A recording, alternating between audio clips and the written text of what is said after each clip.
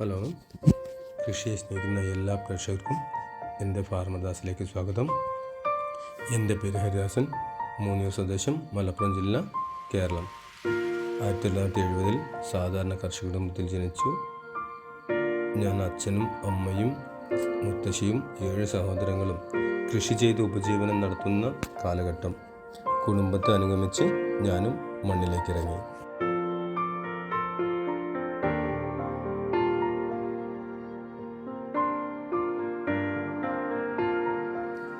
ചക്രം ചവിട്ടിയും തേവിയും കൊത്തിക്കിളച്ചും ഉഴുമാടുകളെ കൊണ്ട് ഉഴുതും ഞാറ് പറിച്ചും നടുന്നതും കള പറിക്കുന്നതും കൊയ്യുന്നതും മെതിക്കുന്നതും എല്ലാം കയ്യാളുകൾ. കഠിന പ്രയത്നം, മെഷീനറികളൊന്നുമില്ലാത്ത കാലം.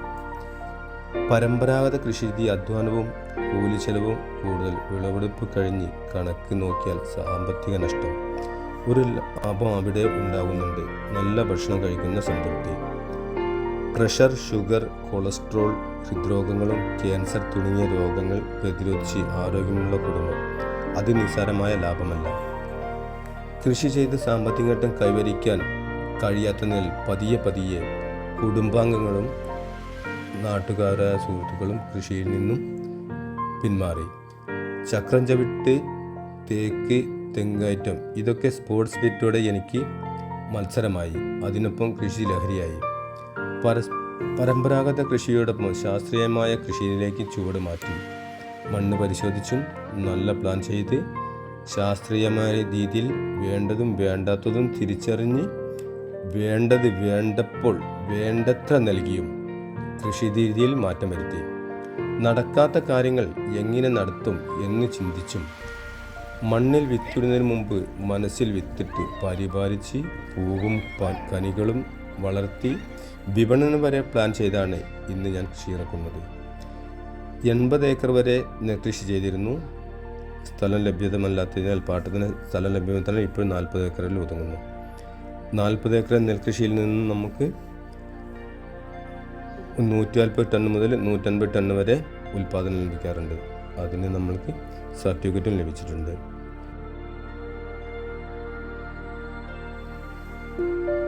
നെല്ല്, പൊന്മണി, ഊമ, മണിരത്നം എന്നിങ്ങനെയുള്ള 3 നമ്മളിപ്പോൾ ചെയ്തുകൊണ്ടിരിക്കുന്നത്.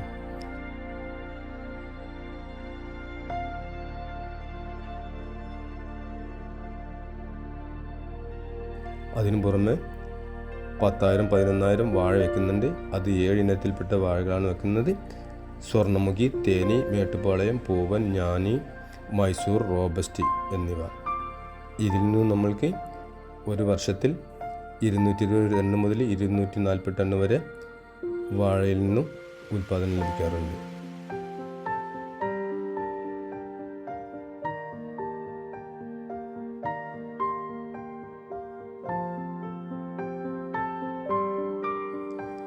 അതിനു പുറമെ നമ്മൾ 10 ഏക്കർ 12 ഏക്കർ വരെ പച്ചക്കറി എല്ലാ വർഷവും നമ്മൾ കൃഷി ചെയ്യുന്നുണ്ട്. അത് 20 ഐറ്റം കൃഷി നമ്മൾ ചെയ്യുന്നുണ്ട്. തക്കാളി,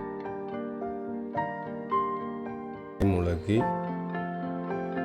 വെണ്ട, പയറ്, ചീര, വെള്ളരി, കക്കരി, കയ്പ, മത്തൻ, കുമ്പളം, ചെരങ്ങ, പടവലം, പീച്ചി എന്നീ ഇനങ്ങളിൽപ്പെട്ട് ഓരോ ഐറ്റം തന്നെ 2-3 ഇനത്തിൽപ്പെട്ട് ചെയ്യുന്നുണ്ട്. ഇതിൽ നിന്ന് നമുക്ക് 200 മുതൽ 240 ടൺ വരെ പച്ചക്കറി ഒരു വർഷം ഉൽപ്പാദനം ലഭിക്കുന്നുണ്ട്. നമ്മൾക്ക് കൃഷി ആശ്രയിച്ച് ജീവിക്കുന്നതിനാൽ അല്ലലില്ലാതെ കഴിയാനും കഴിയുന്നുണ്ട്. നല്ല വരുമാനം നമ്മൾക്ക് ഇപ്പോൾ ലഭ്യമാകുന്നുണ്ട്. മുമ്പത്തെ കൃഷിയോടൊപ്പം താരതമ്യം ചെയ്ത് നോക്കിയാൽ ചെലവ് ചുരുങ്ങി. എല്ലാറ്റിനും യന്ത്രങ്ങളും ഉപാധികളുമായി. 1 ഏക്കർ മുമ്പ് കൃഷി ചെയ്യുന്ന ഈ പ്രയത്നം കൊണ്ട് ഇപ്പോൾ 10 ഏക്കർ കൃഷി ചെയ്യാൻ കഴിയുന്നുണ്ട്.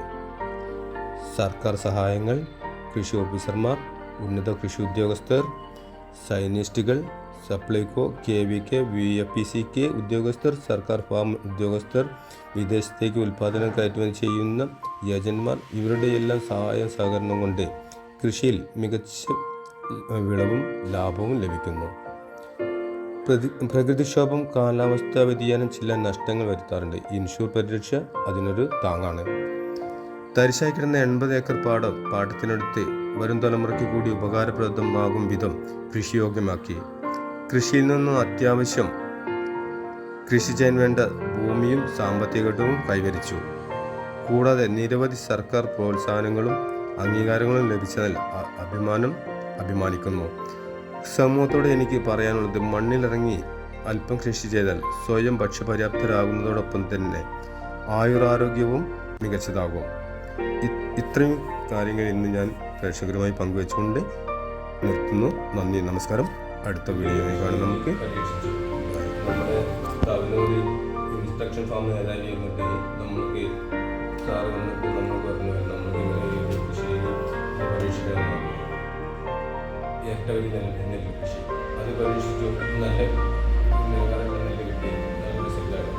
അപ്പോൾ അതിൽ നിന്ന് 12 ടണ്ണിന് മുകളിൽ നമുക്ക് അതിന് വിളവ് കിട്ടി.